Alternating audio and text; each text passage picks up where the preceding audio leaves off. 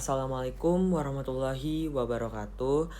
Halo semuanya, pada kesempatan kali ini aku sebagai pembuka dari kelompok 6 akan mempresentasikan materi mengenai Baitul Ma'al wa Tanwil atau lebih dikenal dengan singkatan BMT.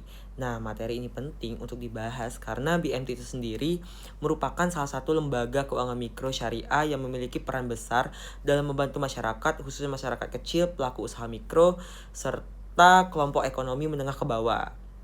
Nah, di sini aku tidak sendiri, yang dimana aku mempunyai rekan juga, yaitu M. Al-Fatih Fatur Rahman dan saya sendiri M. Arif Gilang Ramadan. Melalui presentasi ini kami ingin menjelaskan mengenai BMT, sejarah dan dasar hukumnya, serta sistem operasional, struktur organisasi, produk penghimpun dana dan penyaluran dana, manajemen risiko, kontribusi BMT terhadap UMKM, serta pandangan para ahli mengenai BMT. Nah,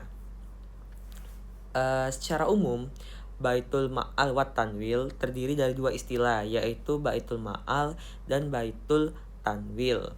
Baitul Ma'al berkaitan dengan fungsi sosial, yaitu pengelolaan dana zakat, infak, sedekah, dan dana sosial lainnya. Dana tersebut biasanya digunakan untuk membantu masyarakat yang membutuhkan, seperti fakir miskin, kaum duafa, atau kegiatan sosial yang bermanfaat bagi masyarakat. Sementara itu, Baitul Tanwil berkaitan dengan fungsi bisnis atau ekonomi, yang berarti menghimpun dan menyalurkan dana untuk kegiatan usaha produktif. Dengan ini, BMT itu tidak hanya bergerak dalam bidang keuangan, tetapi juga memiliki misi sosial untuk meningkatkan kesejahteraan masyarakat. Nah, BMT itu sendiri muncul karena adanya kebutuhan masyarakat terhadap lembaga keuangan yang mudah dijangkau, adil, dan bebas dari praktik riba. Banyak pelaku usaha kecil yang kesulitan mendapatkan modal usaha dari bank karena memiliki anggunan yang cukup besar. Nah, yang mana dari sini memiliki sedikit kesulitan lah dari masyarakat itu sendiri, yang akhirnya masyarakat banyak meminjam uang kepada rentenir dengan yang kita tahu yaitu bunganya sangat besar.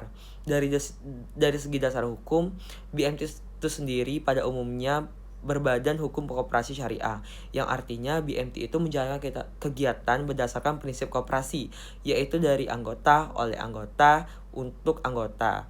Kegiatan operasional BMT itu diawasi oleh pemerintah juga. Nah, yaitu melalui lembaga terkait seperti Kementerian Koperasi. Nah, selain itu juga dalam aspek kepatuhan terhadap prinsip syariah, BMT juga diawasi oleh Dewan Pengawas Syariah. Selanjutnya, kita akan memasuki pada pembahasan yang mana mengenai sistem operasional dari BMT. Nah, BMT itu sendiri beroperasi berdasarkan prinsip ekonomi Islam yang menekankan nilai keadilan, transparansi, tanggung jawab, dan kemitraan. Dalam sistem konvensional, hubungan antara lembaga keuangan dan nasabah seringkali bersifat kreditur dan debitur. Namun dalam BMT juga, hubungan tersebut lebih diarahkan sebagai hubungan yang mitra. Nah, dalam operasionalnya, BMT itu menggunakan beberapa akad syariah. Salah satunya adalah mudharabah, yaitu akad kerjasama antara pemilik modal syariah dan pengelola usaha. Selain itu terdapat juga akad musyarakah, yaitu kerjasama antara dua pihak atau lebih sama-sama memberikan kontribusi modal dan berbagi keuntungan serta resiko. Selain itu juga akad berbasis BMT yaitu bagi hasil. Nah, BMT juga menggunakan akad mudharabah. Mudharabah adalah akad jual beli di mana BMT itu juga membeli barang yang dibutuhkan nasabah, kemudian menjualnya kembali kepada nasabah dengan harga yang sudah ditambah margin dari keuntungan yang disepakati. Nah, selain itu juga fungsi dari sosialnya, BMT juga memberikan pembiayaan melalui akad Qadaratul Hasan. Qadaratul Hasan juga yaitu mungkin yang kita tahu pinjaman kebaikan yang diberikan tanpa imbalan atau keuntungan komersial. Nah, dalam hal ini struktur organisasi BMT sendiri memiliki prinsip koperasi. Kekuasaan tertinggi yaitu berada pada anggota rapat. Nah, selanjutnya pengurus juga bertugas menjalankan kegiatan operasional BMT sehari-hari. Kemudian terhadap pengawas jalannya kegiatan sesuai dengan aturan koperasi. Selanjutnya yaitu pembahasan tentang mengenai produk penghimpun dana dan penyalur dana.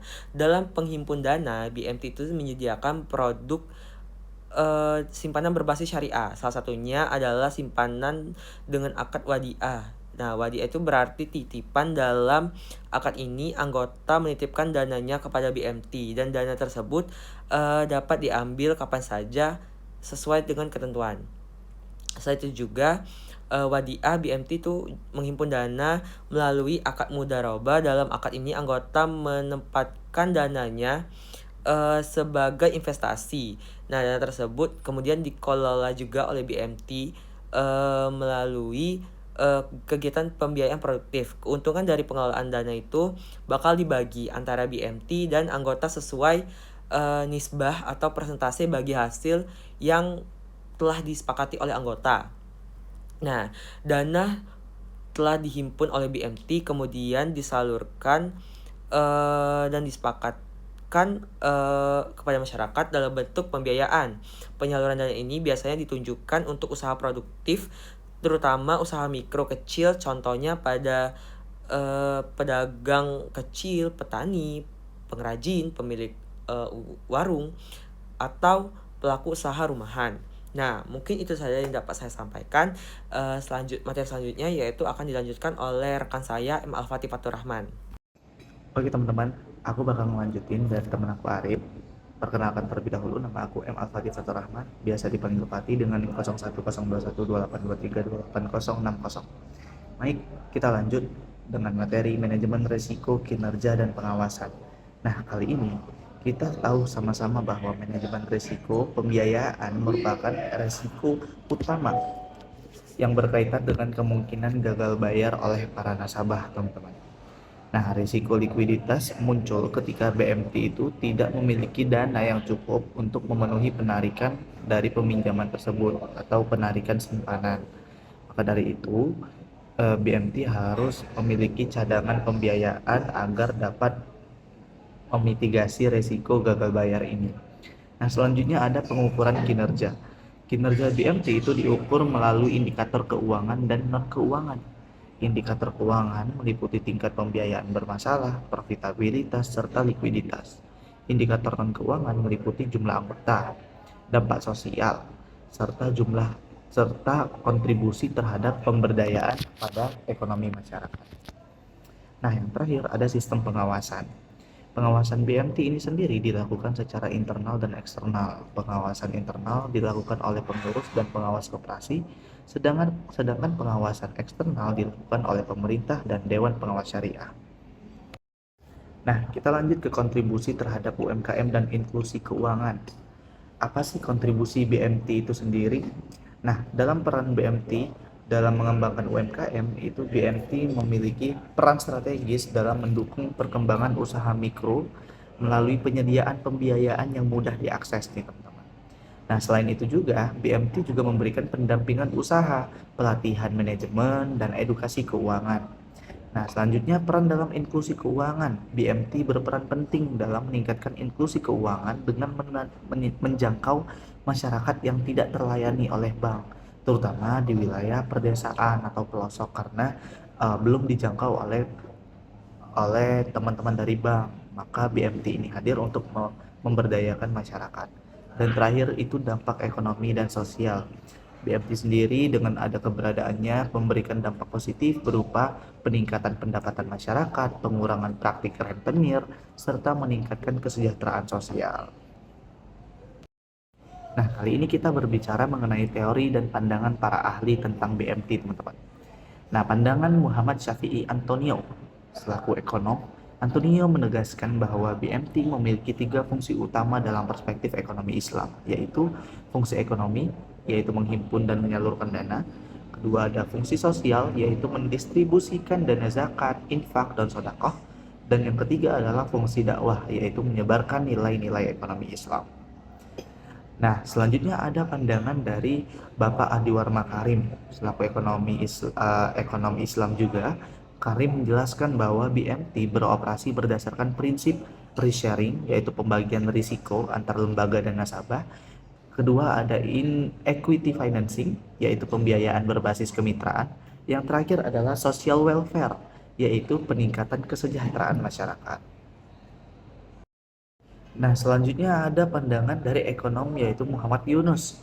Ia berpendapat bahwa lembaga keuangan mikro itu harus mudah diakses oleh masyarakat miskin, tidak mensyaratkan agunan besar, agunan itu adalah jaminan, dan terakhir adalah memberikan pendampingan usaha.